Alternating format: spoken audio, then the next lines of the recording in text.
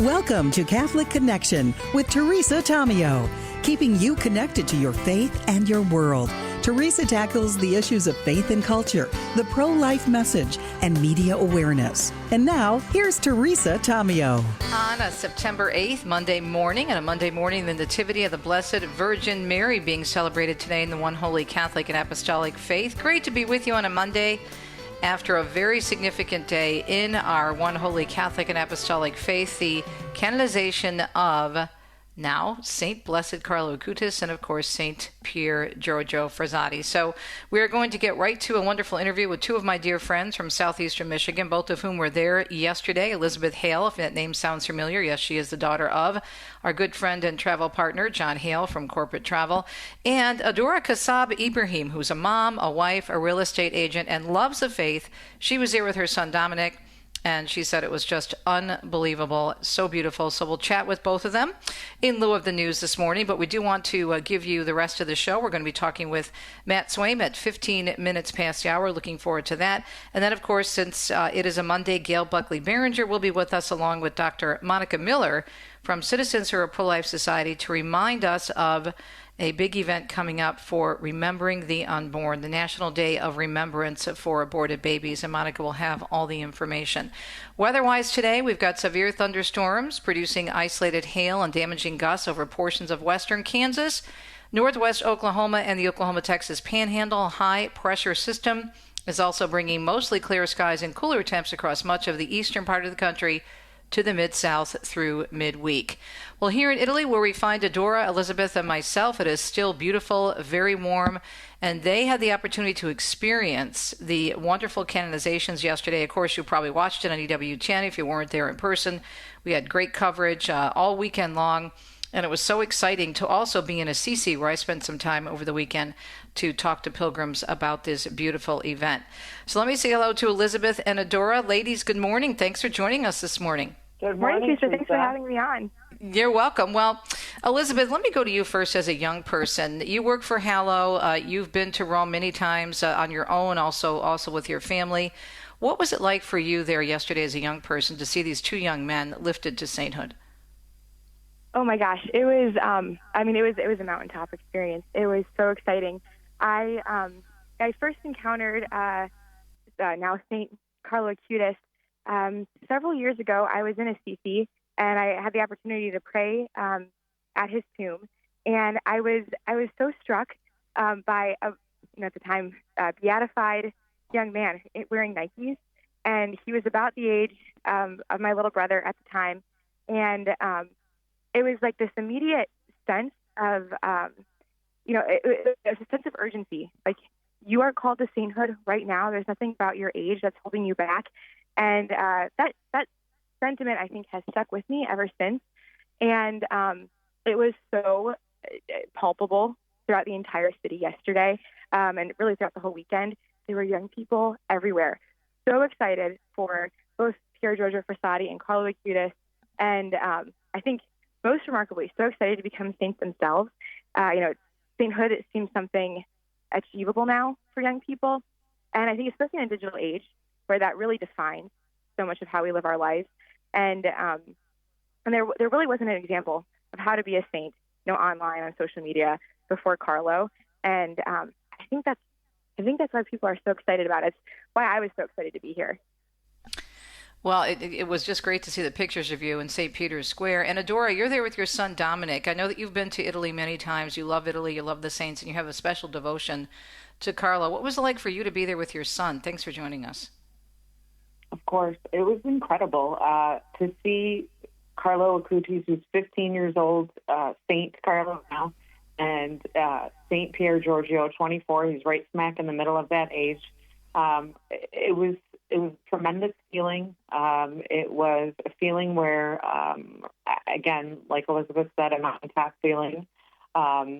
Just to see these young men who potentially are right in the middle of my son's age become canonized saints and models for young men and young women in today's society to look up to. And it was just a really incredible scene to see all those tens of thousands of people. I don't know what the size of the crowd was. It was holy. It was moving. It was just incredible, Teresa. It was an incredible feeling.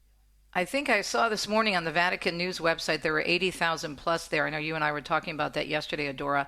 Adora, what time did you have to get in line? And in terms of the crowds, how did you manage that? I think we had little miracles along the way. We were up at the crack of dawn, probably before the sun came out, and I think we were in line. They would not let anybody in until 7 a.m., so we got in line very early and made our way through security, and we ended up sitting in the section behind the priest in the 5th row. So wow. We made excellent timing, and my sister and her family were there as well, and they actually got there before we did, so they saved 2 seats in their row for Dominic and I. But I know another American family that we met the day before at the papal audience. They got stuck in the security lines for at least 2.5 hours. Wow. And by the time they made it in, they were seated by the Jumbotron, which is, way back from where we were sitting. Yeah, over by the fountains there. We're talking with 2 wonderful ladies from my area in southeastern Michigan, Adora Kasab Ibrahim and Elizabeth Hale, both of whom were at the canonization yesterday of Carlo Acutis and Pier Giorgi Fossati. Elizabeth, going back to you, hon, where were you sitting? And you were mentioning some really good points about a young person and what it means to you. What was the vibe from the other young people there? What were people saying? And I know you were pretty close to everything, even close to the Pope, right? Yes, yeah, I was very blessed. I actually had the opportunity. I had a ticket into the event, so I was up actually behind the altar, looking out onto the crowd, and I got it very early. I had my makeup done, so it was very hard not to start crying. I didn't want to think about it too much because I was going to ruin all the work I got it so early for. But looking out at the crowd and watching the tens of thousands of people just pour into the square. With our new Pope, this is his first canonization, the first American Pope, with the first millennial saint, and the first saint who's only a year or 2 older than me, and oh my gosh, it was electric, I think is the best word to describe it. Throughout the whole weekend on the plane ride over, I just encountered person after person, all of them very young, who were here for this canonization and here really to learn how to be saints. And I think that's the exciting thing. This isn't just a cool event, like a concert maybe. Like, this is something that will transform your life. And I feel just absolutely invigorated by it. I think that's the sense throughout the whole city, throughout every person, young and old, who is here. And it's been so fun. Now, Elizabeth, you have a lot of media background, not only in your work at the newspaper at Notre Dame, but also your work right now for Hallow, and you've had an internship for Hallow. And Hallow is on the cusp of all this new media that's out there in terms of making itself so accessible to people, making the faith so accessible. What kind of an influence do you think Carlo is having on that? Yeah, so at Hallow, Carlo is one of our patrons, of course, with his work, with the website for Eucharistic Miracles. And, I think it's a really transformational, Carlo especially is a very transformational saint for our age, because he teaches us how to be a saint today at the new frontier of evangelization. It's not the case anymore that, like it was, a couple hundred years ago with the Jesuits coming to North America in order to evangelize. Mm-hmm. Evangelization actually is happening in person, but on your phone and in your own home. And you have this ability to connect to the entire world. And so there's this incredibly powerful tool that can also be very dangerous. We are the generation that grew up with technology is the most depressed, the most mentally ill generation that has ever lived. So I think Carlo and Hallow and all of these other, and EWTN, all of these incredible organizations that use the tool of technology and social media and the digital age in order to bring the faith in a new way to people who are in desperate need of it. And both of these young men model that community, encounter, all of these things that lead you into a personal relationship with Christ. And it's been so awesome to see how many people are here to use this tool that we all have, that we all, I think, waste, to varying degrees, and how to bring people closer to God with that. That's a great point, Elizabeth. Thank you. Adora, we only have about 2 minutes left. I know that you're a mom and you really wanted to bring your son for this momentous occasion. How is Dominic doing? What are his thoughts this morning? Oh gosh, Dominic thought it was absolutely incredible. We met one of our cousins from California who also came for the canonization. He was just amazed by St. Peter's, walking through there. Just all of it, Teresa. It's very hard to articulate into words sometimes what you're experiencing, and it takes, several days to process. But he was just elated that he could be there and experience this, once in a lifetime opportunity. And from a mother's perspective, I just kept thinking about Carlo's mom and what she must have been feeling. And, the fact that she was there at her child's canonization, I just can't imagine how she was feeling. Yeah, Elizabeth actually got to meet her. You got to meet her, didn't you, Elizabeth? I did, yes. I saw her down, by her seat, and I channeled my inner John Hale and went up to her and made sure I got a picture and got to thank her for her son. That's awesome. She's sweet. Yeah, I've had the opportunity to interview her. She's very nice. She's very approachable. We have been talking with, of course, two lovely ladies from the southeastern Michigan area who are in Rome, are still actually in Italy. Elizabeth is still in Rome, and Adora has moved on up to Assisi. And they're both here, of course, for the canonization. And just such a delight to talk to both Adora and Elizabeth Hale. Any final comments, Elizabeth? I'll go back to you, and then Adora, I'll let you wrap up. What would you like to leave people with this morning, Elizabeth? Oh, my goodness. I think, inspired by these two young men, I just want to encourage people to get in front of the Blessed Sacrament, to, plug into these incredible tools that you have and use them to actually bring you out of your phone and into the pews and on your knees. So I think that's the message from both of these young men. Wow. Very profound. Adora, as a mom and as a wife and as someone who loves the Lord and the church, you get the last word, sweetheart. I would just say we have so many models to look up to in our brothers and sisters, the saints, and now we have these two new, young, beautiful saints to look up to, that it is really possible, no matter what your state in life is, to just be able to love the Lord the way that they did, and to center our lives on Jesus and the Eucharist, our sacraments, and to really achieve sainthood in this lifetime. It's possible. We just witnessed it with these two young men. Yeah, and so recent as well. Carlo passing away in 2006 and Frazzati in 1925. So really, 100 years sounds like a long time, but in the time of the church and the time of the church, it's really not. So these two men, far apart in terms of time, century-wise, in terms of when they lived, but so close in so many other ways, and both are now saints, and just a fantastic event in our church. An opportunity to learn about these two amazing young men who are witnesses in so many ways. Adora Kassab Ibrahim and Elizabeth Hale, thank you both so much. Enjoy the rest of your time. Adora, I know you're in Assisi and we're going to see you later this week. Can't wait. Elizabeth, you're always so inspiring, and I know your parents are so proud of you, as am I, your Auntie T. Love you both. Thank you so much for sharing with us this morning. And so many people, I'm sure, have similar feelings about what happened yesterday, even if you weren't there in person. What a time for the church. I want to leave you with my favorite line from the Holy Father's homily yesterday. The greatest risk in life is to waste it outside of God's plan. Those two young men did not do that. They followed God's plan to the heights, as Pier Giorgio Frassati would say, and now they are saints in the one holy Catholic and Apostolic Church. We'll be right back.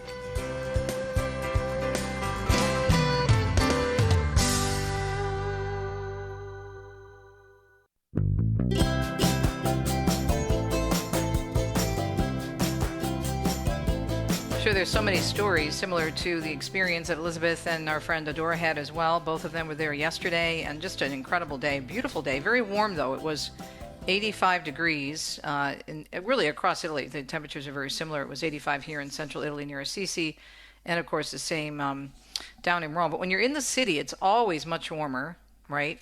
And then when you're sitting in the sun, it can be really sometimes dangerous. I can remember years ago when I attended and covered the canonization for St. Teresa of Calcutta. It was early September as well, and oh my goodness, it was just so hot. And I had to go on set with EWTN, and so I went over. We were actually above on one of the hotels looking over with Steve Ray's group. We were co-hosting a trip together.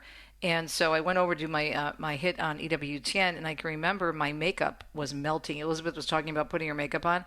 and my makeup was melting because it was so hot under the scaffolding there. But it's worth it. It is worth it. If you ever get the chance to experience anything like that, please do go, because there's nothing like it. And it sounds like it ran pretty smoothly. I was wondering, because of the fact that they didn't hand out tickets, that it would be kind of difficult. I mean, you have to wait, obviously, a couple hours, but again, to experience something like that and to be a part of it, this is a beautiful, beautiful way to see the one Holy Catholic and Apostolic Church universally. You get such an amazing sense of the universal church. All right, we are working on getting Matt Swaim with us. We have not heard from him yet this morning, but hopefully he will be able to join us.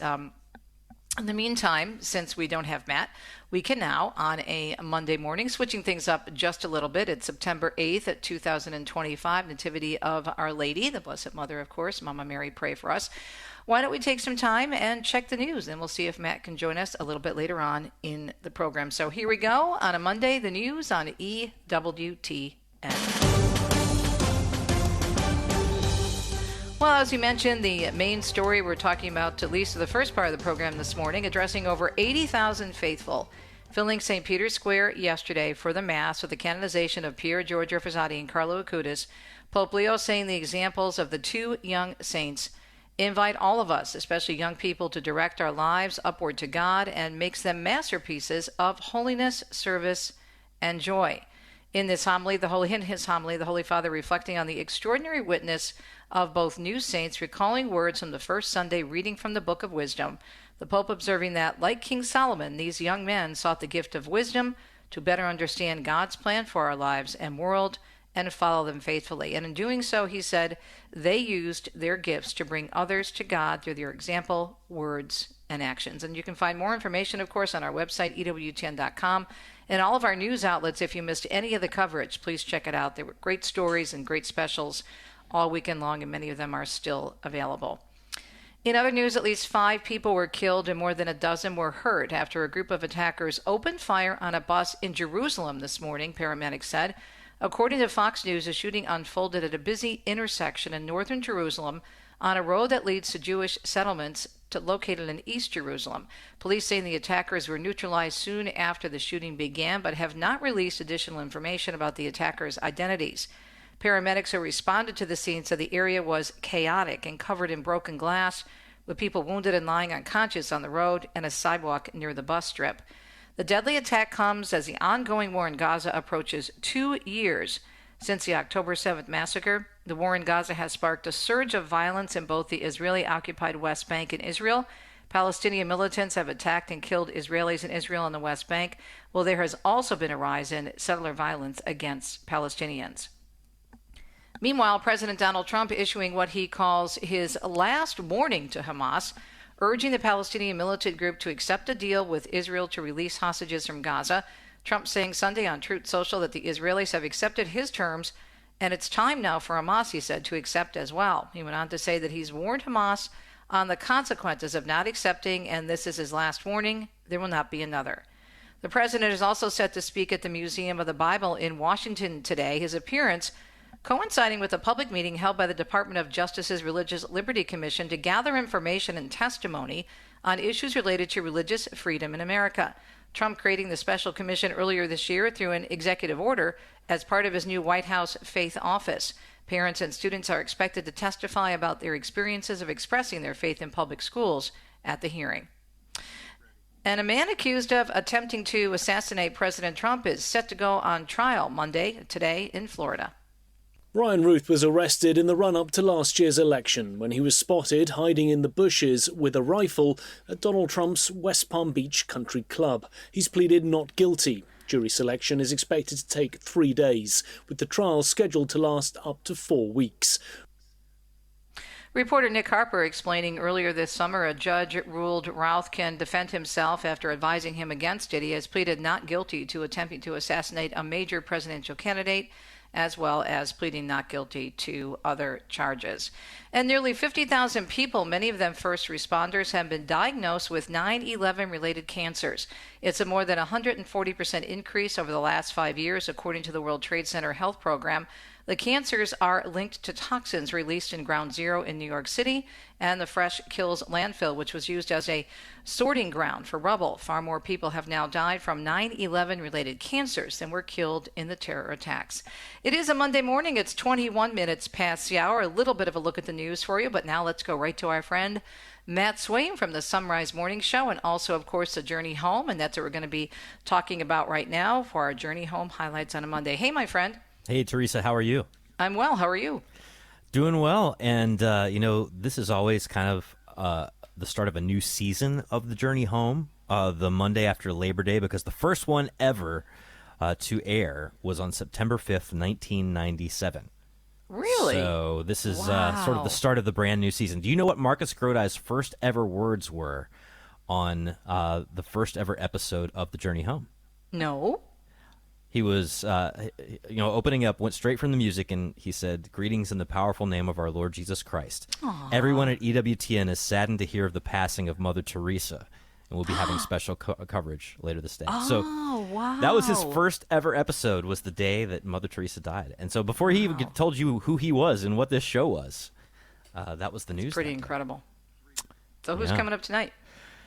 Your friend and mine, Bishop James Conley of the Diocese of Lincoln, is going to be amazing. on. Yes. So if you don't know his backstory, I'm not going to spoil it all by just telling you that it's incredible.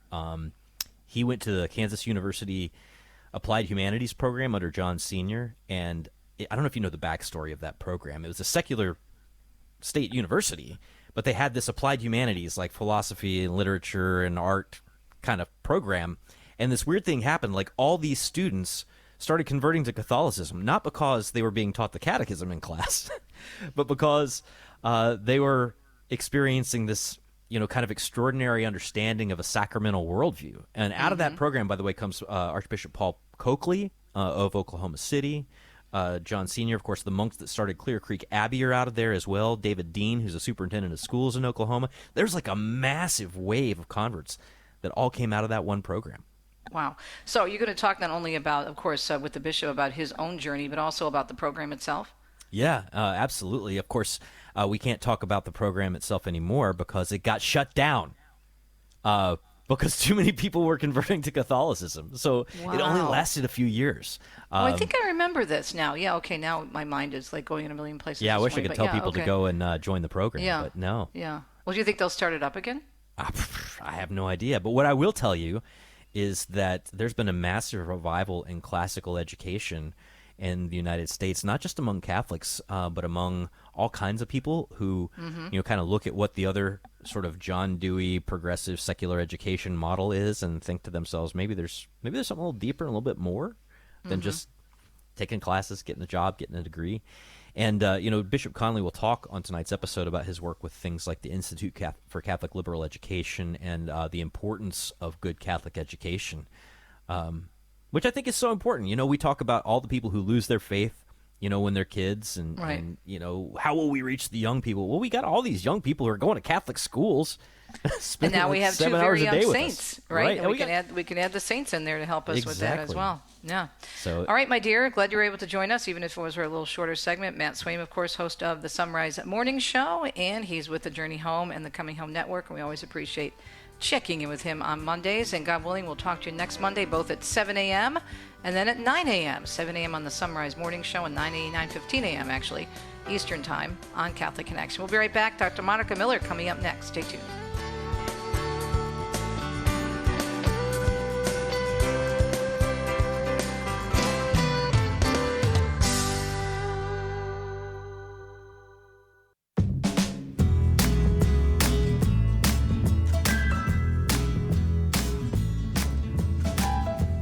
Welcome back, Catholic Connection. It's a Monday morning, September 8th, 2025, the Nativity of the Blessed Virgin Mary. Thanks for tuning in. So grateful for the opportunity to talk life. This is your pro-life radio network. Of course, we're a pro-life network in general. And always important to have my dear friend and fellow Michigander on the phone with me, Dr. Monica Miller with Citizens for a Pro-Life Society. She's an author, speaker, also a theologian, and has been doing so much work in the area of life for so many years. And Monica, we are very close now to something that is so important for us to remember the unborn. The National Day of Remembrance is coming up. Tell us all about it, my dear. Thanks for joining us.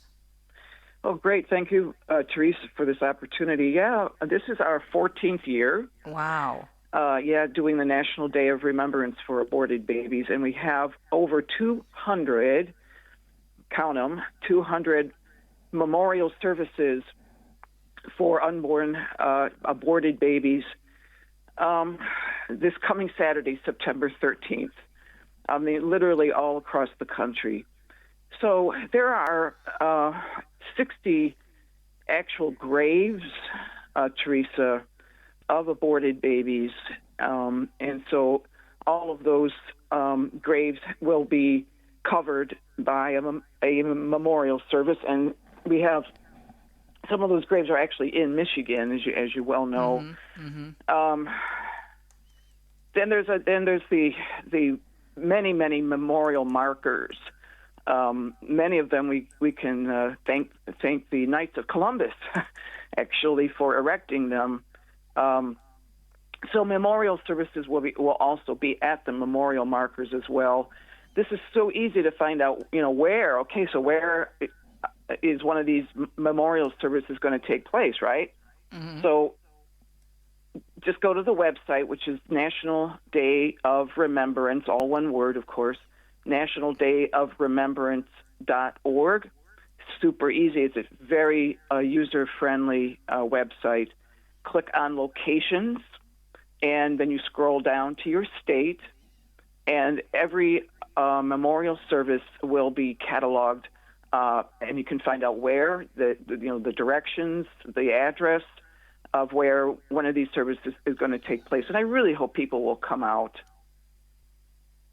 In terms of the 14 years, what have you seen happen, Monica, in terms of getting more attention and also getting more people involved? I can remember one of the ones I attended, I was speaking in Indiana, and there were quite a few grandparents who had lost grandchildren through abortion, and that was extremely rough. Sharing their own stories, because it's so much more. I mean, not that it isn't important to focus on the mom and the baby, of course, but when we look at the issue of abortion, it just spreads out. It affects so many people. It affects all of us. Well, actually, it is, and it's a very interesting question, because why do we do the National Day of Remembrance every year on the second Saturday of September? And the reason for that is because in 1988, we buried, people are going to may probably be shocked, but we buried 1,200 aborted babies at Holy Cross Cemetery in Milwaukee. And, 1,200. Well, that 1,200 was a part of 5,000 aborted babies that we had retrieved off of a loading dock at a pathology lab in Northbrook, Illinois. And I talk about this, of course, in my book, Abandoned, The Untold Story of the Abortion Wars. It was published by Tan Books. How did we get those bodies? What did we do with them? And the burials that we planned for them, basically that's what we did for almost the entire year of 1988. This retrieval project lasted at about 10 months, and we, at the end of which we had accumulated about 5,000 bodies of aborted children. There was a large burial, thanks to Cardinal Bernardine in Chicago. He buried 2,000 of those victims, and so we buried the 1,200 in Milwaukee on September 10th of 1988. So I partnered with the Pro-Life Action League in Chicago. So I worked very closely with Eric Scheidler.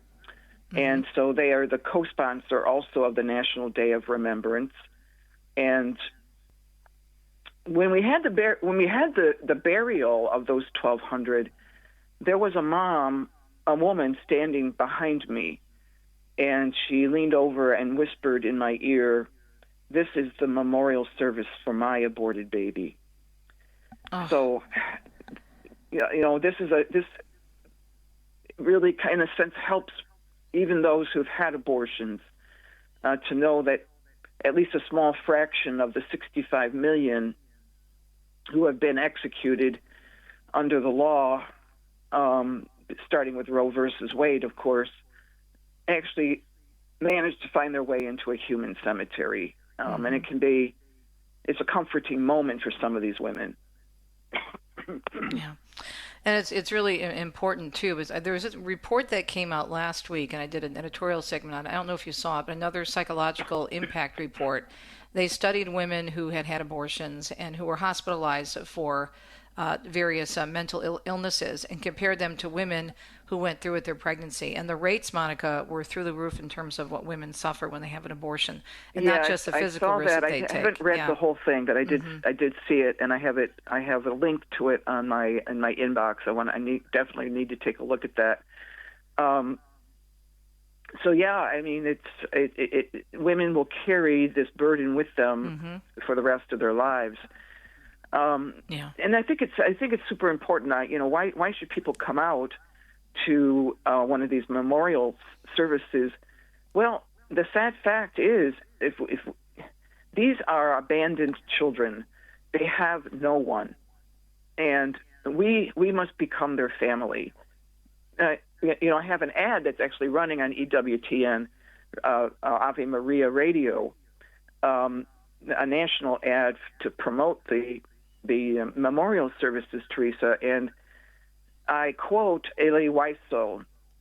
He is a Nazi concentration camp survivor.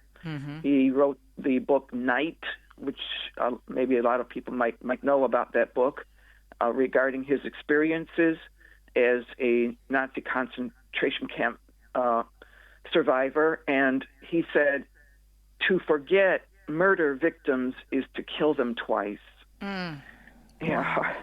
And so we can't forget that 65 million, and that's of course the approximation, but 65 million innocent human beings were slaughtered. And the truth of the matter is, most of them wound up literally in the trash. In the trash, yeah. Right.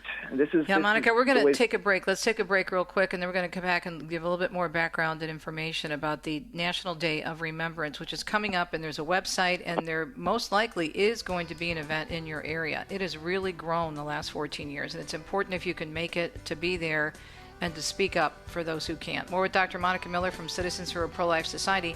You're listening to EWTN. It's a Monday, September 8th, and we'll be right back.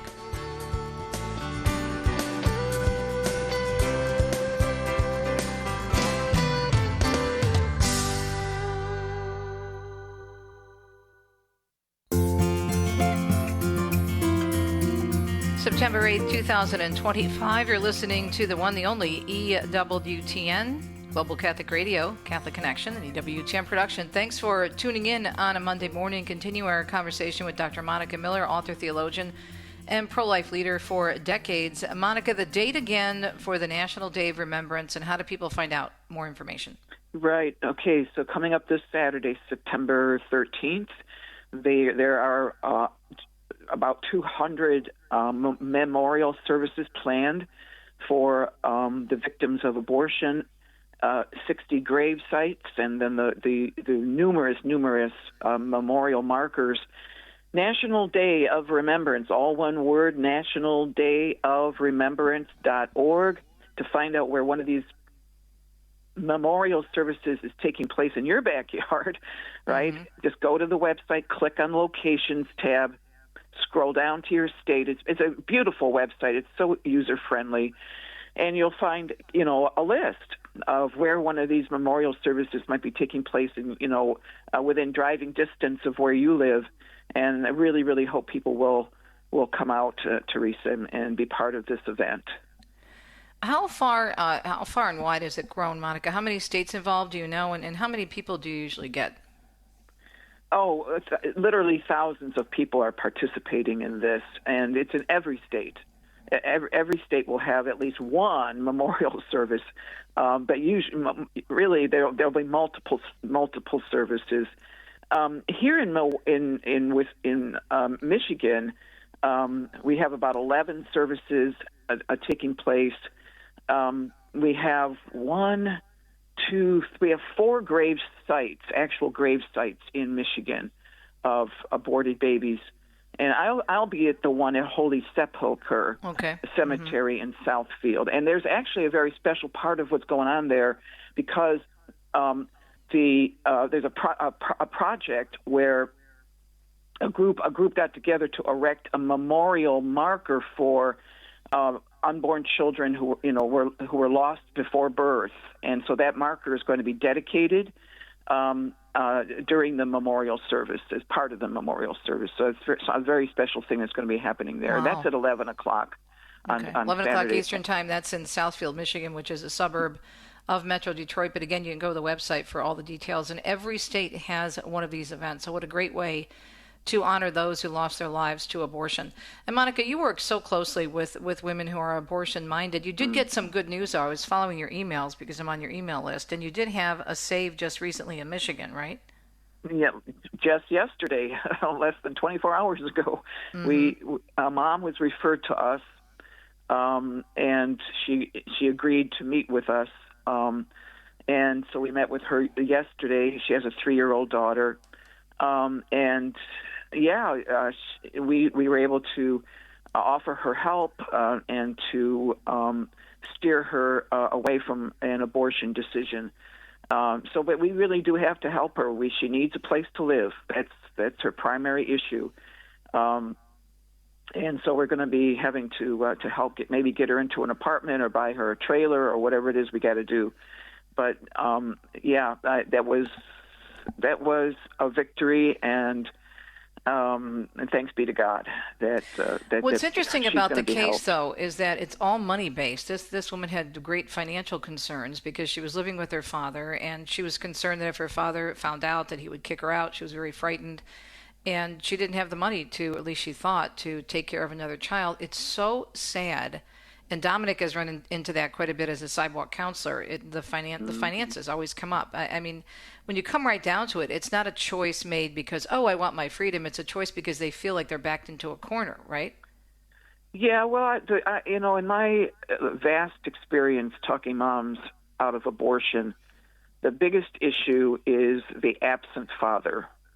The father that does not, they beget children, but they never actually father them, and these women are just left high and dry. They'll take them to court, for the child support, but sometimes the dads can't be found, or they don't have a job, or they're literally in arrears. They just don't pay, and I think it is the most. The largest reason, the biggest reason why women are crossing the threshold of an abortion center is the issue with the fathers. Fix that and you fix abortion. Yeah. Okay. Out of wedlock pregnancies, 89% of all the women getting abortions is out of wedlock pregnancies. Fix that, you fix abortion. In fact, the abortion industry thrives on that. The disordered sexual ethic, and so it's not. We can make abortion illegal, but but there's still a lot of other work that has to be done. Well, yeah, you have to educate people. So I mean, Right. that's and you have to change hearts. I mean, yes, we need the laws, but if you don't change people's hearts, they're just going to go back to doing what they did before. Monica, thank you so much. One more time before we let you go, give us the details for September 13th and the National Day of Remembrance. Right, National Day of Remembrance for Aborted Children this coming Saturday, September 13th. Just check out the website, nationaldayofremembrance.org. You click on locations, scroll down to your state, and you'll find one of the memorial services, hopefully close to where you live. And give us your website as well for Citizens for a Pro-Life Society to keep us up to date. And the National Day of Remembrance is also on our website. Okay. So Pro-Life Society, no hyphens, prolifesociety.org. And there'll be also information there on the recent Red Rose rescue that we did on the website. So prolifesociety.org. Thank you, my dear, as always, for all the hard work you do. You're just such a great pro-life warrior, and we love you for it. And again, this weekend, the National Day of Remembrance, Check it out, folks. This is a way to go and pay respect to those who were killed. They're terminated because of someone's choice. And it's really a time for prayer for so many issues related to abortion. This is a beautiful event. I've been to several of them, and you really need to make an effort to get one of them in your area. So again, check it out online. As Dr. Miller said, there is one in every single state, so no reason why you can't probably attend one this weekend. Thanks, Monica. Appreciate it. Now we go to Gail Buckley. You're welcome, honey. Gail Buckley Behringer and our scripture verse of the week. Good morning, Gail. How are you? All right. Well, we obviously have somewhat of a connection issue on this end, but let's take a look at the scripture for today in terms of our mass readings, which are all so beautiful. It was interesting. We were doing the readings this morning on the balcony here in our little place in central Italy. My husband didn't have any problem going through all those names because you have the heritage and the background, of course, of the Blessed Mother and Joseph and David. It's one of those really detailed Gospels that list all the names in the history, the family history of the Blessed Mother. So it's a powerful reading. But I also wanted to go to the first reading, which is just beautiful, from Micah. The Lord says, "You, Bethlehem, Ephrathah, too small to be among the clans of Judah, from you shall come forth for me one who is to be ruler in Israel, whose origin is from of old, from ancient times. Therefore the Lord will give them up until the time when she who is to give birth has been born, and the rest of his brethren shall return to the children of Israel. He shall stand firm and shepherd his flock by the strength of the Lord, and the majestic name of the Lord his God, and they shall remain, for now his greatest shall reach to the ends of the earth, and he shall be peace." I love that last line in that Old Testament reading from the Old Testament book of Micah. He shall be peace. And he is indeed, and brought to us through, of course, the Blessed Mother who said yes to the Lord, asking her, or the angel asking her that question. Gail Buckley is with us now. Gail, good morning. Thanks for joining us. And what's our scripture verse for the week? Good morning. I'm sorry, somehow I lost it. But anyway, it's from Mark chapter 10, verse 25. And I think we've talked about this before, about 5 years ago, Teresa, but it's the verse says, "It is easier for a camel to go through the eye of a needle than for a rich person to enter the kingdom of God." And I think this is an often debated, verse, which, is also found in the Gospel of Matthew and Luke. But Jesus made this statement following a conversation that he had with a rich young man who was unwilling to part with his possessions to follow Christ.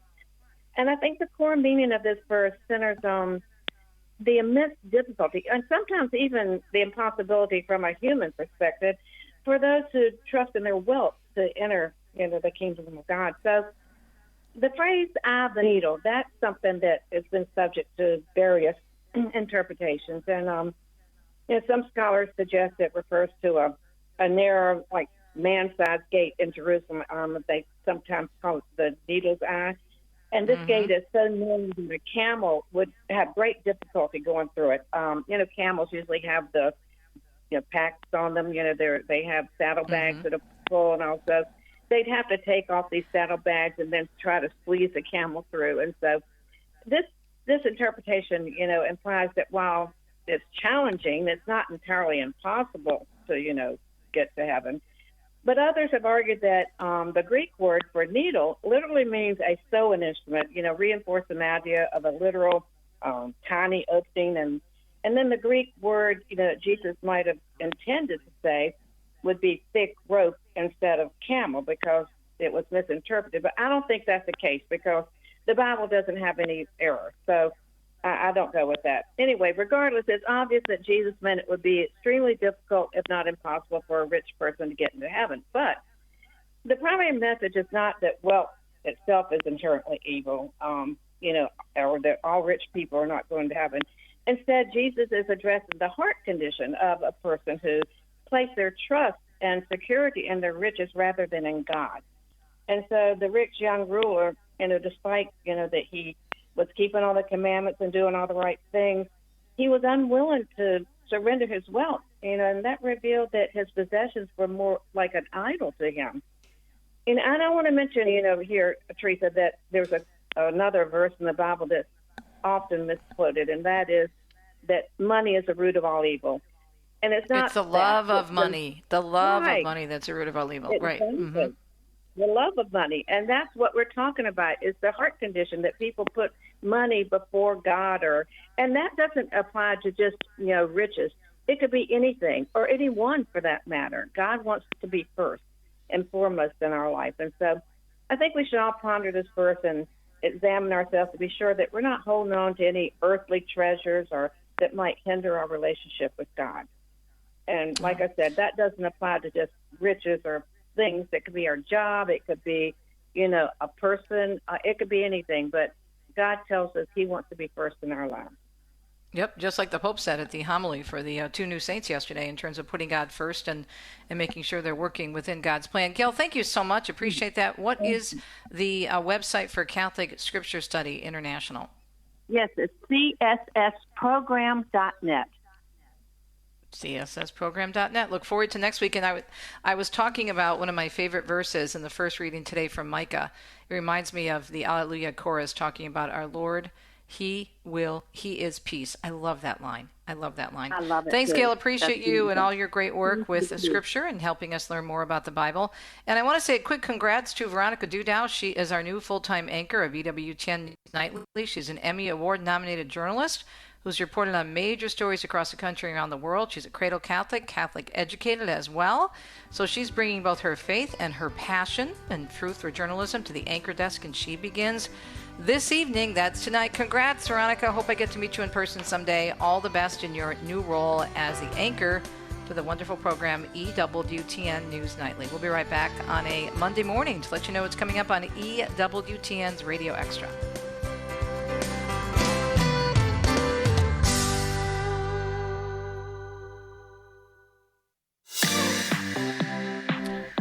All right, being that we just canonized Carlo yesterday, St. Carlo Acutis, did you know there is a brand new beautiful rosary? St. Carlo Acutis Rosary by the wonderful Gorelli Company. They do such great work. The rosary is more than a tool for prayer, as we all know. It is a call to holiness, a silent companion leading us to adore our Lord and the host, just as Carlo did, with unwavering faith and contagious joy. So you can check out the St. Carlo Acutis Rosary, available now at the EWTNRC.com. Of course, EWTN Religious Catalog or EWTNRC.com. Coming up in the second hour of the program, I'm sure you're going to enjoy our conversation because we have Vanessa Denhagarmo from Epiphany joining us, and she's a dear friend of mine, also a media expert. Both of us are very troubled by this very big story concerning CBS News and a new possible leader in the newsroom and the way the reporters, the news team, the way they're reacting. It is so ridiculous. The media don't want anyone that might question their judgment or lack thereof ever so slightly, even if they identify with them politically. It is amazing how they are just running from any type of constructive criticism or feedback in terms of their coverage. So we'll discuss that story. And then I am very excited to have Kevin Wells with us in studio. He's actually taping because he's going to be on, of course, Jim and Joy later in the week, and he's going to be discussing his book, How the Sacraments and Prayer Help Save a Marriage. And he's talking about the situation in his own marriage, how dramatic it was, and how the sacraments and the prayers made all the difference. That's coming up in the next hour on EWTN Radio Extra. Stay tuned. More Catholic Connection coming your way on a Monday.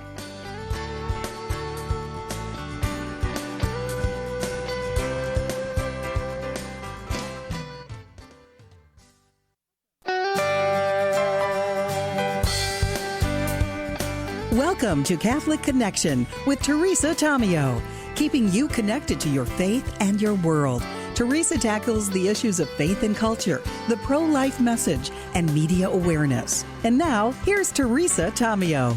Welcome to hour number 2 on a Monday. It's September 8th, the Feast of the Nativity of the Blessed Mother. Hope your Monday is going well. The day after some pretty important events in the One Holy Catholic and Apostolic Faith, of course, the canonization of Carlo Acutis and Pier Giorgio Frassati taking place in Rome yesterday, the first canonization mass for our new Holy Father, Pope Leo XIV, and what a day it was. Deacon Dom and I were in Assisi over the weekend, which of course is the burial place for Carlo Acutis. We did not get down to Rome, but watched all of our great coverage on EWTN very, very closely.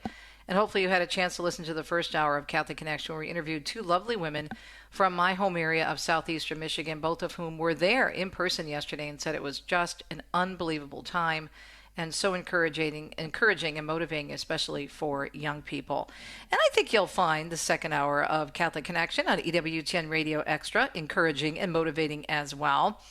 For our 2 cents segment, I'm going to bring along my friend, fellow journalist, and talk show host Vanessa Denhut Carmo. Both of us were going back and forth the last couple of days over this story about the newsroom. CBS News, the employees within the editorial department are having a fit. I mean, they're losing their minds over the fact that one of their new executives and bosses could be the woman who left the New York Times and started this very successful news site, the Free Press, freepress.com, where they actually try to instill balance into investigative reporting. And she is Jewish, and she is more pro-Israel. And I don't think she's pro-anything. I really have been watching her work. Of course, she's liberal in terms of the way she looks at the world. But at the same time, her reporting, as is her partner's reporting at the Free Press, Early Berliner, who used to work at NPR, you remember that whole story. But they are having a fit, they're having a meltdown because she may be their boss. And they're saying, oh, objectivity is dead, as if they were objective prior to even the discussion of her possibly coming on. So we want to take a look at this story because it tells you the mindset of the secular press, and that's very dangerous. First of all, for them to be totally blocked to any type of criticism or reviews, that they don't want to hear anything from anyone that disagrees with them on anything. So we'll talk about that with Vanessa and what it means for us as media consumers. And then excited to have Kevin Wells in studio with us this morning. He is going to be a guest of Jim and Joy Pinto at Home with Jim and Joy, and his programs will air, I believe, September 10th and September 11th. He's going to talk to us about how his marriage was saved, how the sacraments and prayers can help save a marriage. And he has a beautiful book, The Hermit, The Priest Who Saved a Soul, a Marriage, and a Family. So Kevin Wells is in studio with us this morning, and looking forward to catching up with him. I actually met him in person many years ago, and we both were actually doing book signings at the Shrine during the March for Life many years ago. Let's take a look at the forecast this morning on a Monday, September 8th. The National Weather Service is saying we have severe thunderstorms that could produce isolated hail and damaging gusts over portions of western Kansas. Also looking at northwest Oklahoma to be impacted, and the Oklahoma-Texas panhandle. A high-pressure system is also bringing mostly clear skies but cooler temperatures across much of the eastern U.S. to the mid-south through the middle of the week. It is a Monday morning. You are listening to hour number 2 here of Catholic Connection, and we are glad to bring you the news right now, let you know what's happening here on EWTN Radio Extra. Let's check it out. Well, of course, major story we're following, addressing over 80,000 faithful filling St. Peter's Square yesterday for the Mass with the canonization of Pier Giorgio Frassati and Carlo Acutis. Pope Leo XIV saying the examples of these two young saints invite all of us, especially the young, to direct our lives upward to God and make them masterpieces of holiness, service, and joy. In his homily, the Pope reflecting on the extraordinary witness of both new saints, recalling words from the first Sunday reading from the Book of Wisdom, the Pope observing that, like King Solomon, these young men, he said, sought the gift of wisdom to better understand God's plan for our lives and our world and follow them faithfully. And in doing so, they then used their gifts to bring others to God through their example, their words, and their actions. In other news this morning, at least 5 people were killed. More than a dozen were hurt after a group of attackers opened fire on a bus in Jerusalem this morning. The shooting unfolded at a busy intersection in northern Jerusalem on a road that leads to Jewish settlements located in eastern Jerusalem. Police say 2 attackers were neutralized soon after the shooting began, but have not released additional information about the attackers' identities. Fox News tells us paramedics who responded to the scene said the area was chaotic and covered in broken glass, with people wounded and lying unconscious on the road and a sidewalk near the bus stop. The deadly attack comes as the ongoing war in Gaza approaches 2 years now since the October 7th massacre, the war sparking a surge of violence in both the Israeli-occupied West Bank and in Israel. Palestinian militants have attacked and killed Israelis in Israel and the West Bank, while there has also been a rise in settler violence against Palestinians. President Trump, meanwhile, issuing what he calls his last warning to Hamas, urging the Palestinian militant group to accept a deal with Israel to release hostages from Gaza. Trump saying yesterday on Truth Social that the Israelis have accepted his terms and it's time for Hamas to accept as well. He went on to say that he's warned Hamas of the consequences of not accepting and this is his last warning, and there will not be another.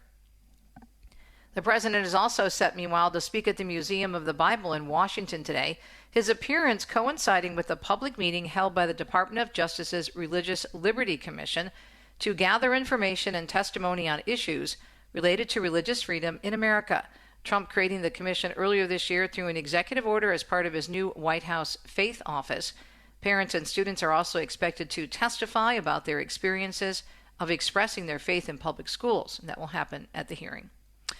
A man accused of attempting to assassinate President Trump set to go on trial starting today in Florida.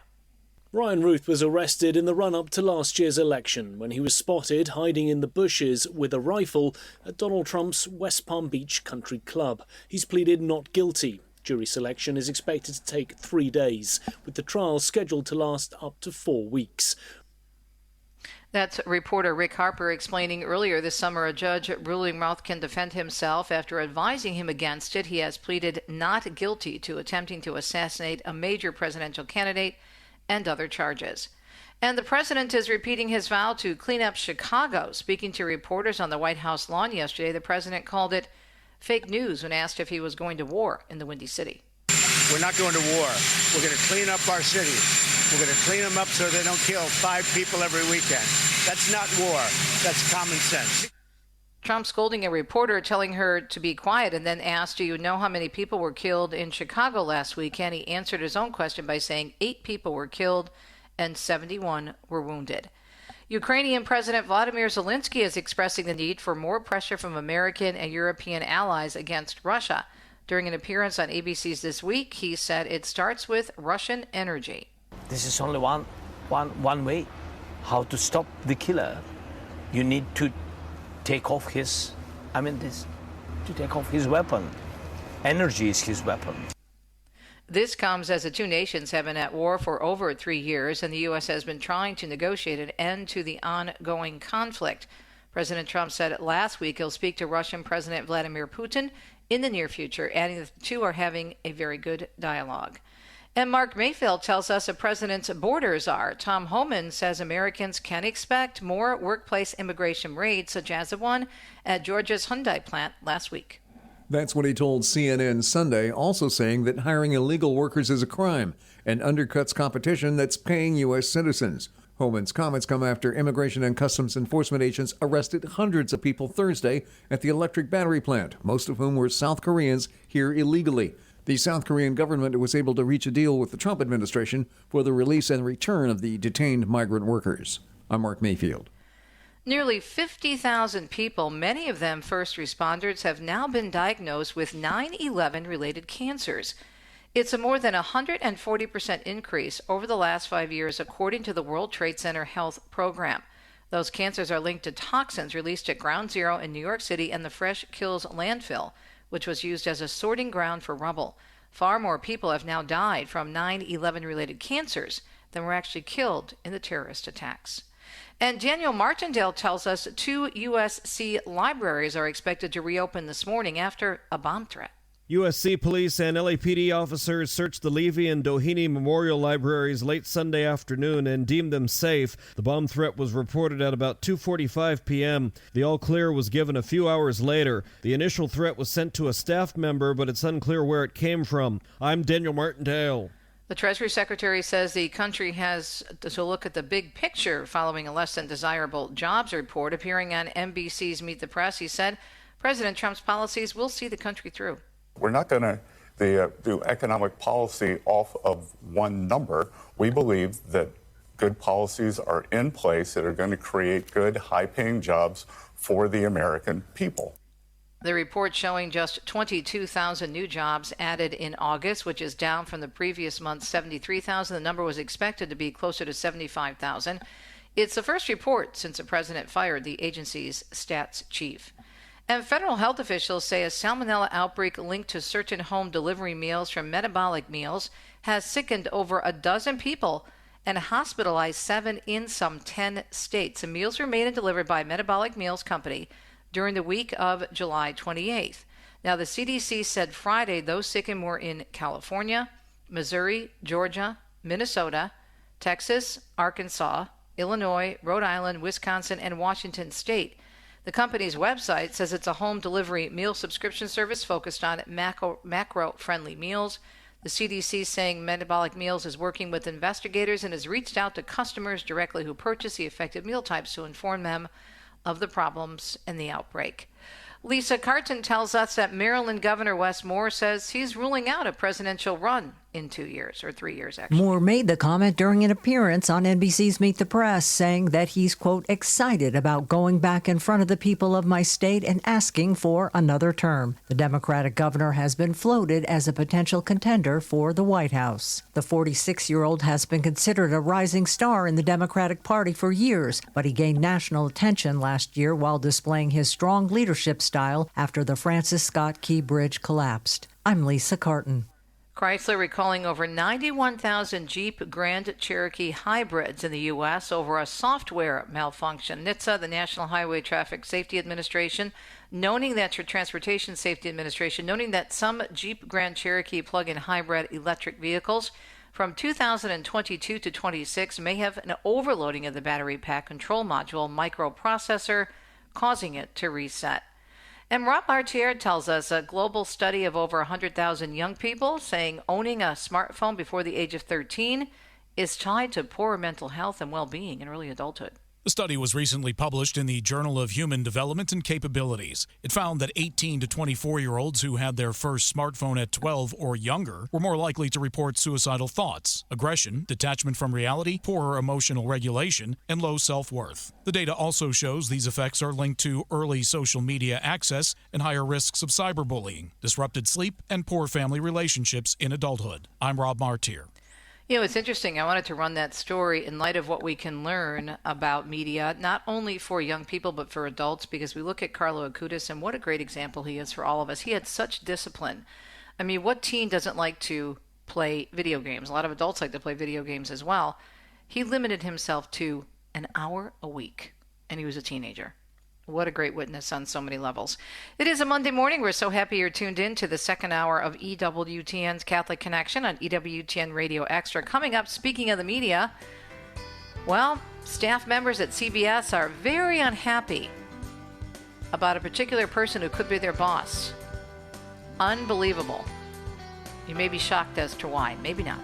Vanessa Denhagarmo and I will discuss up next. Stay tuned. Thanks for listening.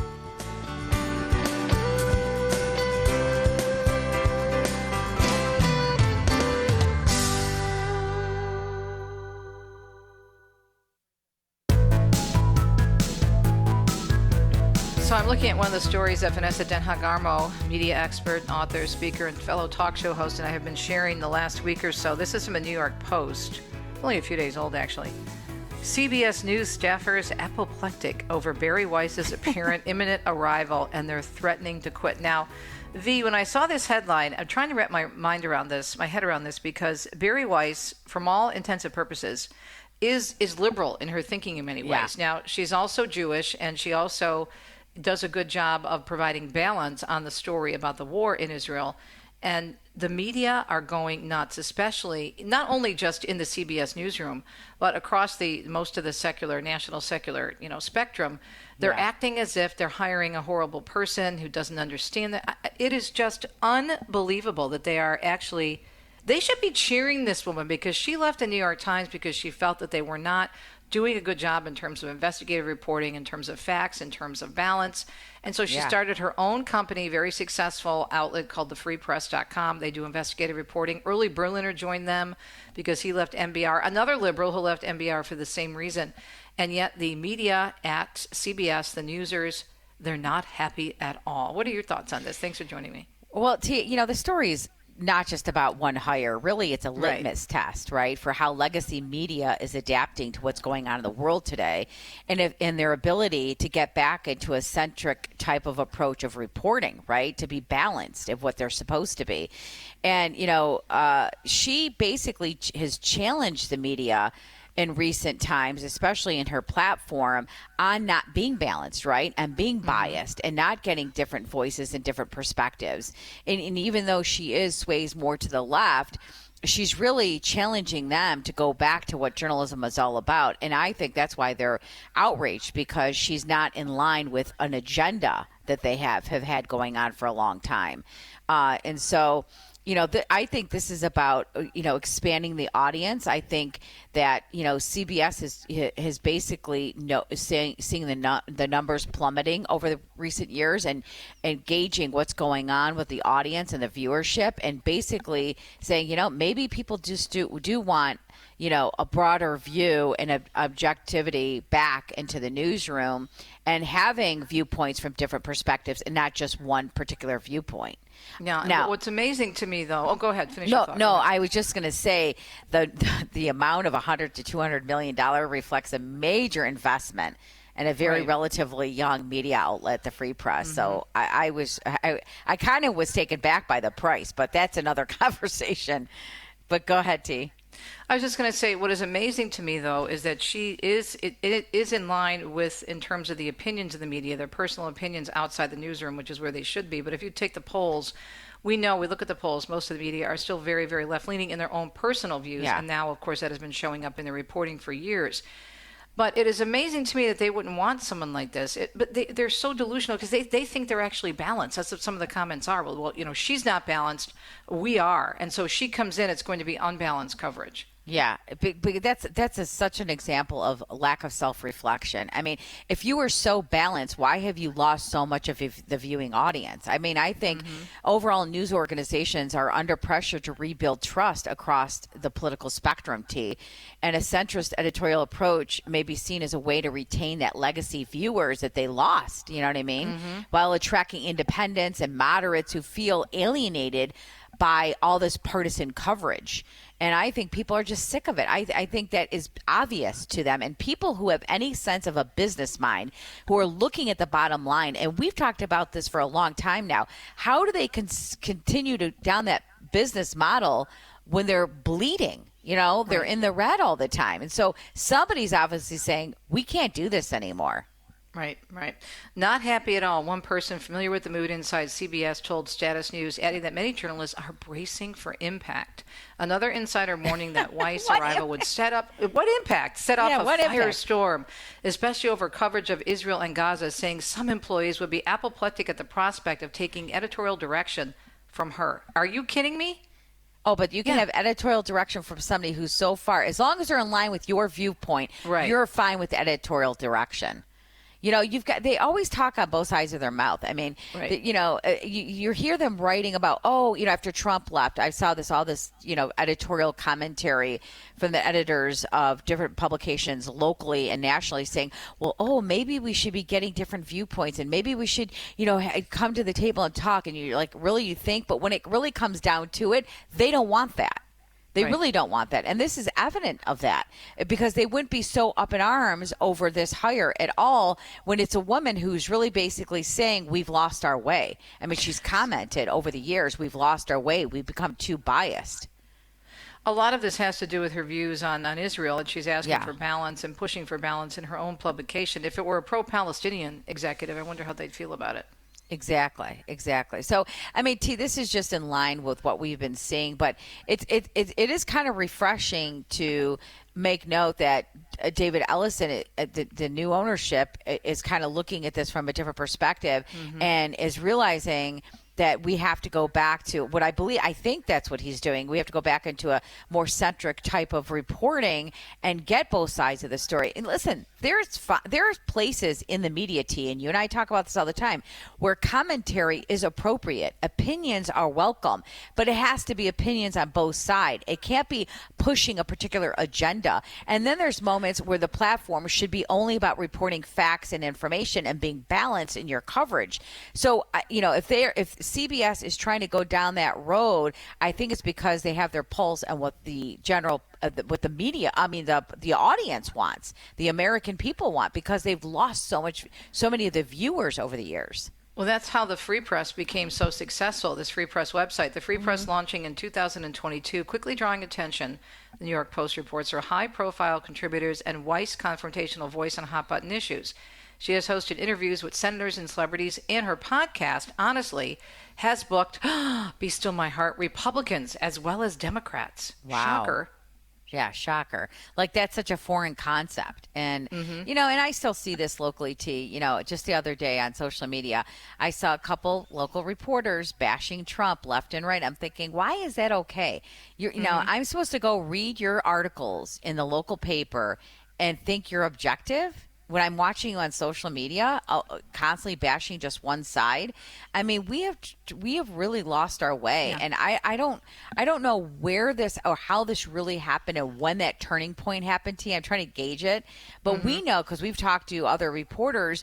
They're actually teaching this in J school too. They're not teaching journalism. A lot of the J schools, and we've talked to people about it, are teaching activism and not journalism, and and advocacy. And advocacy, and so. And it's not a smart business model. It's proven not to be a smart business model. People just want the facts. They want the information. And I think they're fine with commentary and opinions as long as you hear both sides. Or as long as you label it as commentary and opinion. That's the difference. Absolutely, yes. You know, and V, in our day, we would have been fired for doing what some of these reporters do. You mentioned these 100%. reporters commenting openly on Facebook, on their personal Facebook pages. Yes. And bashing, whether it be Trump or any other politician, and then going out and reporting on the same people they publicly criticize. If you look at what happened to Terry Moran from ABC News, and he's still digging in his heels after weeks and weeks of losing his job and getting pushed back because of his open criticism of President Trump. That's not reporting. Okay, no, give us not. the news, and if you're doing an opinion piece, give me the chyron and label it as opinion, or let me know that it's going to be opinion. Don't sit there and claim this is news and act all up in arms and clutching your pearls because someone is going to come along and possibly take you to task to do your job. Yeah, it's a reason that print publications will label something an advertorial even though it reads like an article, because all it is an advertisement, but it's written as an article, so it has to be labeled as an advertorial so you know the company paid for that article.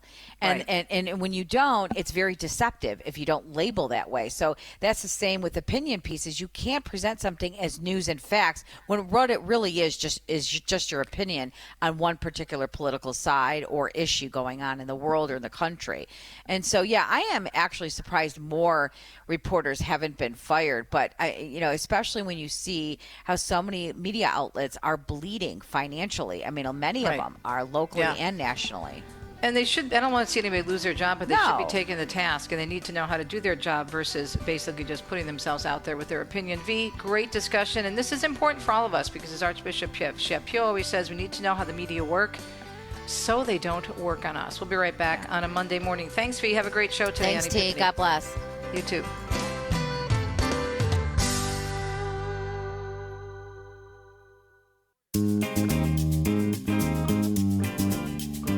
Well, speaking of reporters, we have one in studio with us this morning who used to work in the secular media, and thanks be to God, he left as well and is doing great work and has been for many years in the Catholic Church. And we first met, Kevin, do you remember we first met in person at the shrine? We were both doing a book signing. Remember that? Like it was yesterday. For the March for Life. Yeah. Everyone was in your line. No one was in mine. So I'm like, I don't think so. Yeah. Oh, yeah. That's what I remember.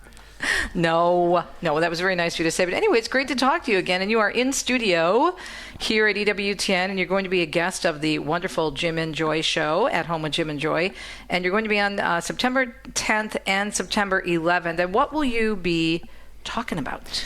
They want to dig into this book called The Hermit, the priest who saved a soul, a marriage, and a family. And it's a harrowing book that gets into the rawness of what sometimes happens in a marriage. And fortunately or unfortunately, it's my marriage. My wife encouraged me to write this book about when she began to suffer from hidden binge drinking and what a holy priest, who's now a consecrated hermit, who will never be seen again on this side, did to help pull Krista out of the tomb, really during the time of COVID 2020. Wow.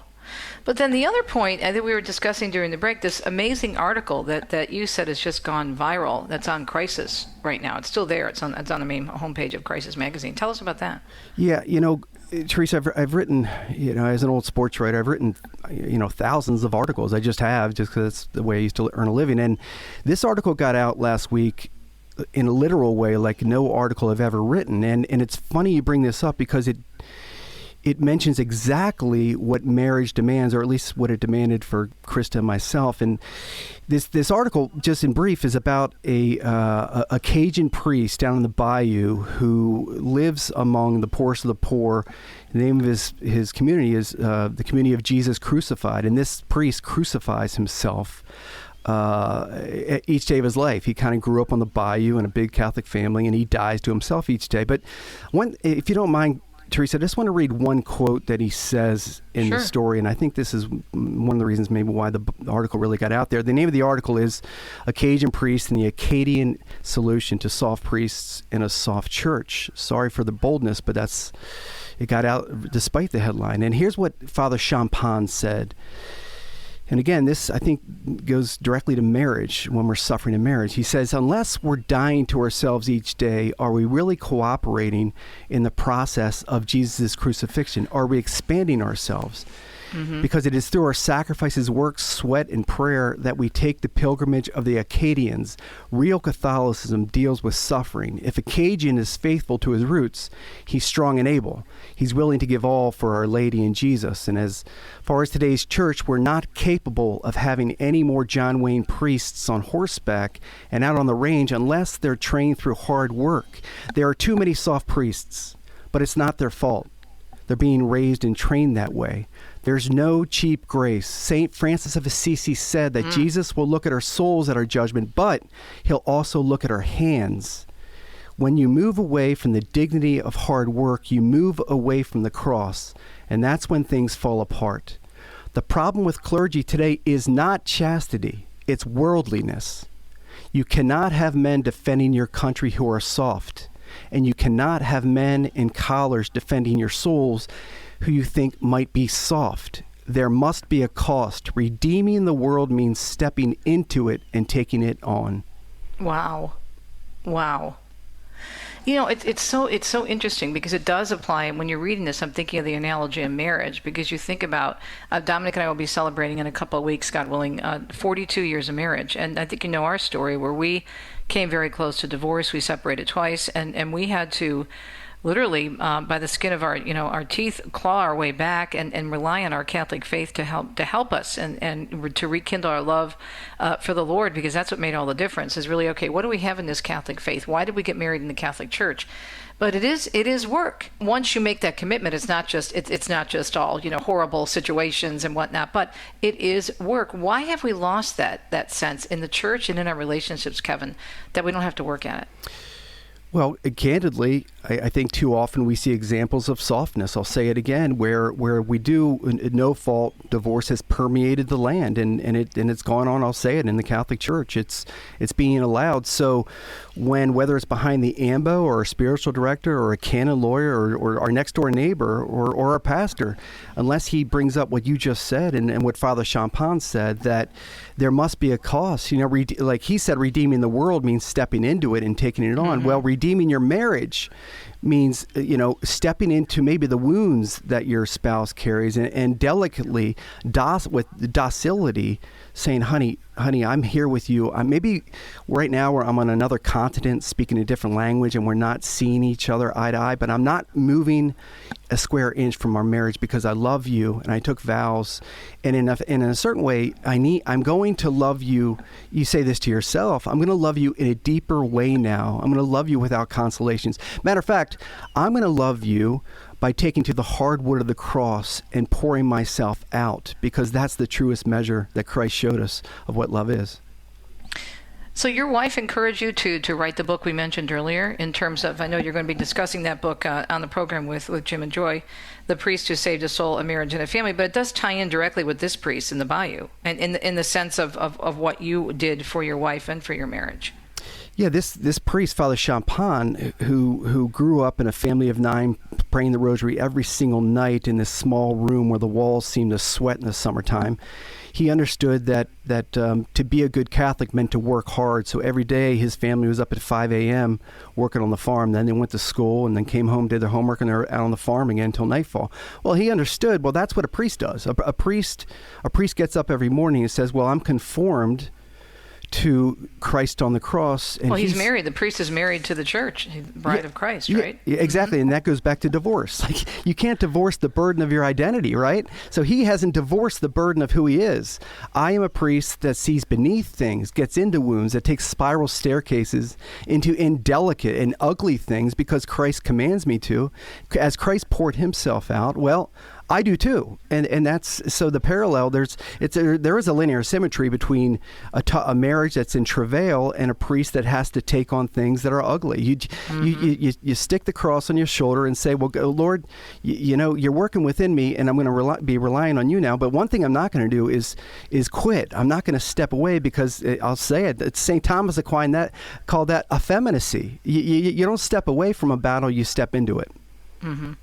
Talking with author and speaker Kevin Wells, who is in studio with us this morning here at EWTN. And later this week, September 10th and 11th, he will be on At Home with Jim and Joy, talking about a number of things, including his book, The Hermit, the Priest Who Saved a Soul, a Marriage, and a Family, but also this very powerful article that has just, well, it's gone viral, and it keeps getting all kinds of shares, and people are retweeting it. And you need to check it out at crisismagazine.com.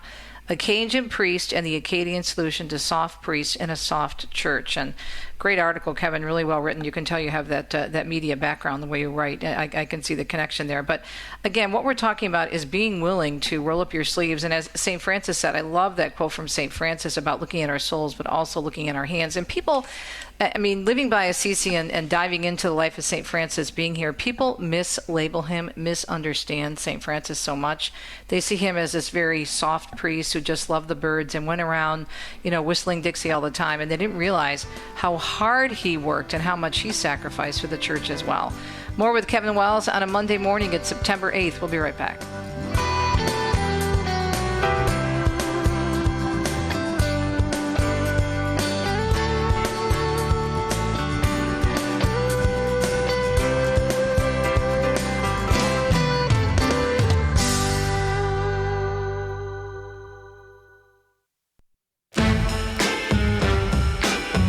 Thanks for tuning in to the second hour of EWTN's Catholic Connection here on EWTN Radio Extra, having a very important conversation with fellow journalist Kevin Wells.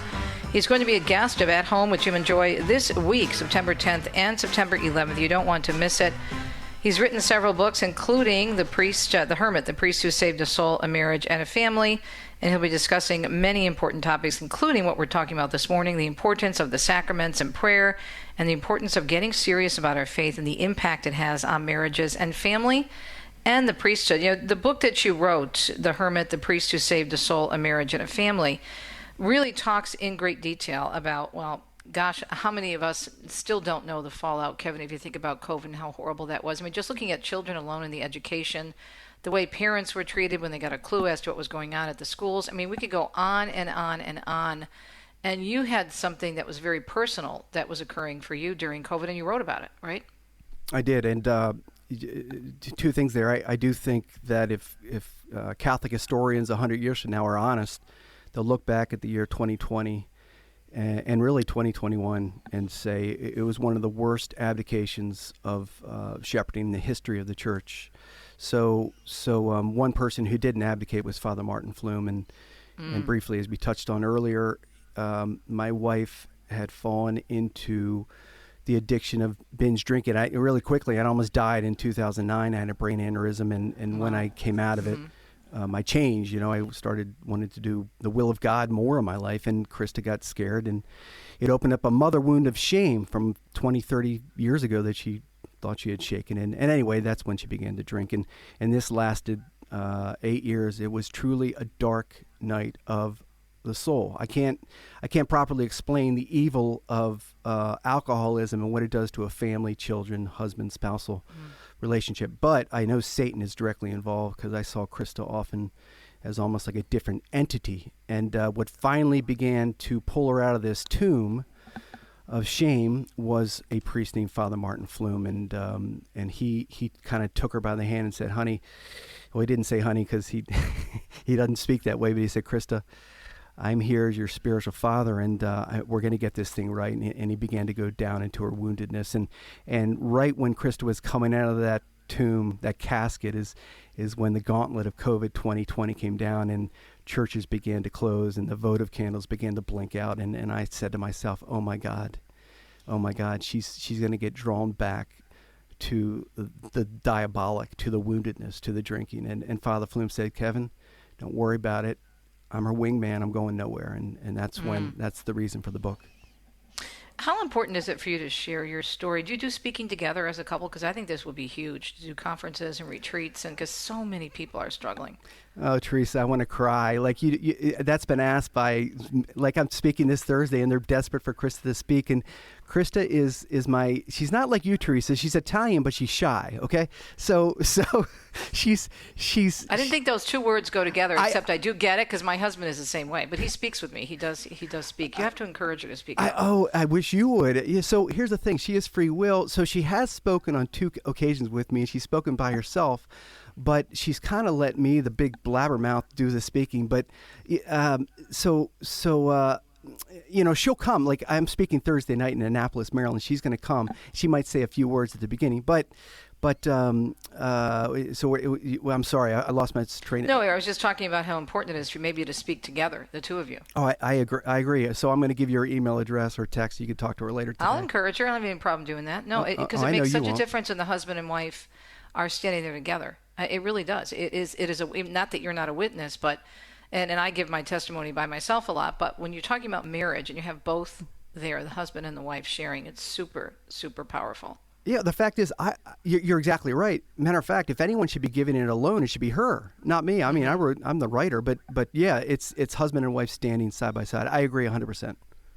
Yeah, there's so much going on here that we could discuss. And the thing that to me is so frightening, and Deacon Dom and I, as a deacon couple, we work with a lot of married couples. We do work with Greg and Julie Alexander at the Alexander House, who are marriage coaches. It is amazing to me that we put so much effort, and this could be, it probably is, a lack of catechesis and understanding of the sacrament of marriage and what you're entering and why it's so important. Now, this is a public declaration. This is something that you go to in public in a church, and people are witnessing this. It's huge. It has such an impact on society. But then when we get into, they plan the wedding, they do all this, they plan the honeymoon, such details, such excruciating, frustration day after day, planning the reception, all the details, but they don't put any work into their relationship once they're married. It doesn't make any sense to me. It's so lopsided. Yeah, I've often thought, that day, that beautiful day, that wedding day, that's so filled with love, the couple that prays together every day of their lives. Yeah, but here's my thought, Teresa. In a certain way, that couple that stays together 30, 40, 50 years later, they can look back on that wedding day and they can say, my God, how little we actually knew about love. Amen to that. So that's getting into the wounds and the crosses and saying, I will never leave you because you're my spouse and I love you. So how do we get back to this? I mean, what do we do? I mean, because we know so many people, even in our own, I'm sure you do too, own circle of family and friends, that have given up. They have children, but they just can't get along as husband and wife, and they walk away. They just throw it all away without even trying. Well, I think there's a great reluctance, and speak of it in a practical way, for people to get into something that's ugly and they don't want to take sides, et cetera. But I think that it is incumbent upon us that know, especially you, Teresa, and with Deacon Dom and Krista and I, to say, hey, look, I know it stinks. I know it's a stinking rotten mess and you're angry and you feel you have no marital entitlements. But let me just offer some thoughts about what happened in my marriage and what I had to go through in the dark night and what enabled me to get out. And until it's strongly encouraged, urged to stick with it. Don't leave. You took vows. Then unless that is sort of articulated like by a skywriter over the world's skies, don't leave, fight it, pick up the cross, then unless it's known, then too much of the world says, no, man, she doesn't love you. Yeah, I'd leave her too, or I'd leave him too, until the world changes its dynamic of thinking that there's beauty in the cross. The cross is the center of the hurricane. That's where the beauty is. That's where Mary and Magdalene and John were. That's where victory was. Until the world proclaims this, then there's going to be more and more divorces. Well, I think, look, nobody asks for suffering. We're not like the great saints who are asking for suffering. I'm never going to be at that point. I'm not going to kid myself and think that I ever will. But if we look back in our lives, don't you feel now, after what you and your bride went through, that you are so much stronger for it? You have a deeper love for her, and the same, she has a deeper love for you, and appreciation for marriage. Oh my gosh, yeah. You can't. You got to step through the fire to find out who Right. you are. And Krista and I are on the other side of the mountain now. Our love is different. Our love is stronger. Krista's free and healthy. Yeah, of course. That it's I don't want suffering either. But you got to climb Golgotha. You can't just quit it and say I'm not gonna go any further. This is what God calls us to do, and He showed Jesus. He gave us Jesus to show us the way, and we could, like you said about St. Francis of Assisi, we can see him in a garden with a bird on his head, and say, "Oh, he was soft and gentle." But no, he went to the Muslim who he could have gotten his head chopped off and said, "I want you to convert." St. Francis was hard, so life is hard and marriage is hard, but the beauty is when we take it on. Well, St. Francis, actually, and people mistake and say, well, when he was talking about rebuilding the church and he only went around and rebuilt it in the spiritual sense. No.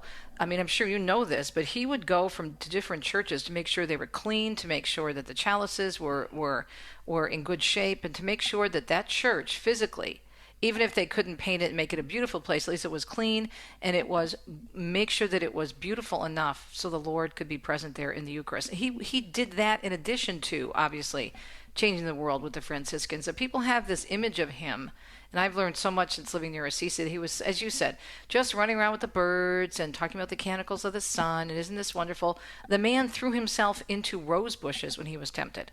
Yeah, then that's why he got the stigmata, because God knew, hey, Right. this guy sucked it up his whole life, so he can handle violent pain, and so God knew he had a Green Beret trying to convert Italy.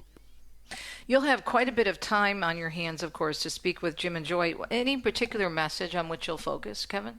There's so much to say about standing strong in your marriage. Yeah, one of the things that I'd like to articulate, hopefully it comes up in the conversation, is the journey of the sacramental graces that Krista received during the dark days, when she began to sort of layer after layer of these wounds began to be peeled back and sort of lift from her. Well, when she was in adoration and confession and direction and daily mass, well, then she began to become sanctified, because the graces could finally get in, and as the wounds fled, as the wounds were removed, the graces came in. So I would encourage, hopefully, to your listener, if right now you're caught in a dark night, I don't care if it's binge drinking, I don't care if it's pornography, whatever it is, first of all, get to confession, but then stick your nose in front of the monstrance. Get to Mass, because the graces are medicinal, and that's what saved Krista was the graces, and that's why Father Flume went nowhere when COVID started, because he knew the medicine of the sacraments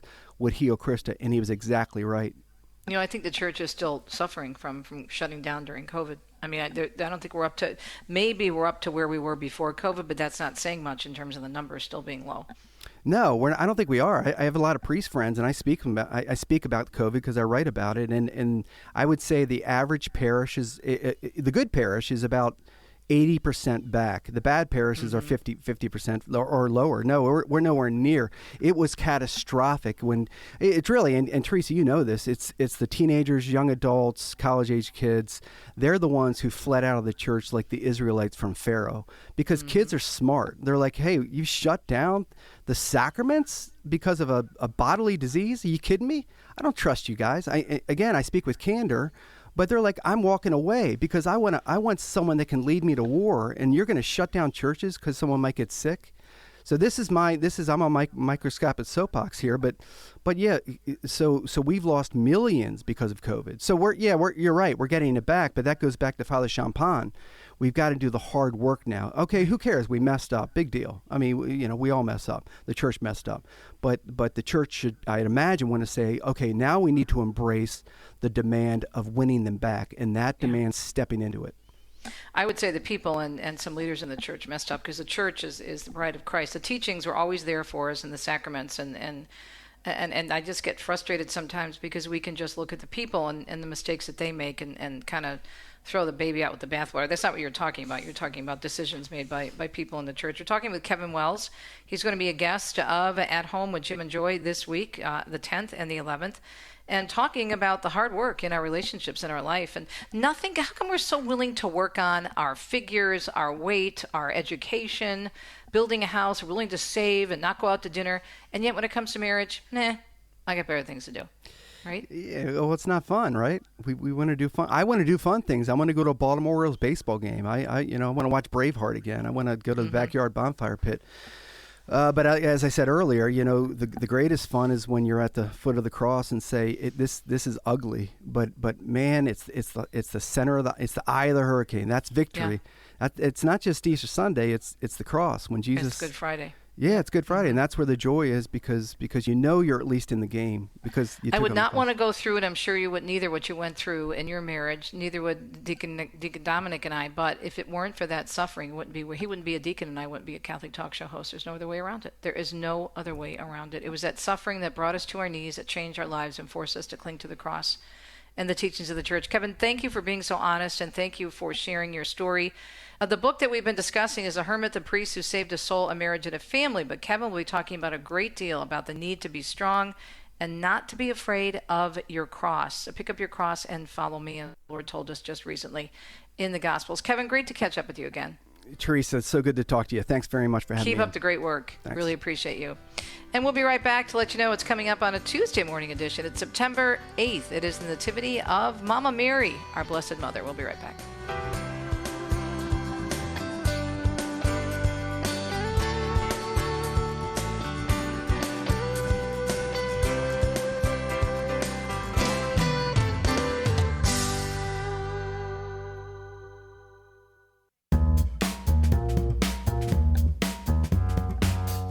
Big thanks to my friend Tom Price from EWTN Radio for helping out today. Richard, our producer, has a day off. He'll be back tomorrow. Speaking of Domani, Al Domani, coming up tomorrow, September 9th, 2025 on Catholic Connection. We will check in with our good friend Steve Ray. He's going to be talking about the 7 sorrows of Our Lady. And he always has such great insight into not only, obviously, the mysteries of the Rosary, and also very important details about the lives of these people that come to us from Scripture and the Catholic faith. But his background in the Holy Land has such an influence on the way he speaks and writes and teaches, so it's always so interesting and compelling to have Steve Ray on. Also excited to have Greg and Julie Alexander on with us for Mornings on Marriage. So maybe you've seen some of the stories in Catholic and other Christian circles about the engagement of Taylor Swift and how it is really sparking interest again in marriage. I can't tell you how many priests have told me, whether they were guests on the show or personal friends of ours, even our own pastor, our own churches in the Archdiocese of Detroit, how so few people are expressing an interest in getting married in a church or getting married in particular. But this is changing the game. Now, there's a mixed bag with that, and they have a beautiful perspective about it. And so they'll join us tomorrow, along with, in the second hour of the program, Newman Guide News with Kelly Solomon from the Cardinal Newman Society, taking a look at the latest news from the world of education. Hope you're having a great Monday. Look forward to talking to you tomorrow, God willing, on a Tuesday. Ciao, ciao.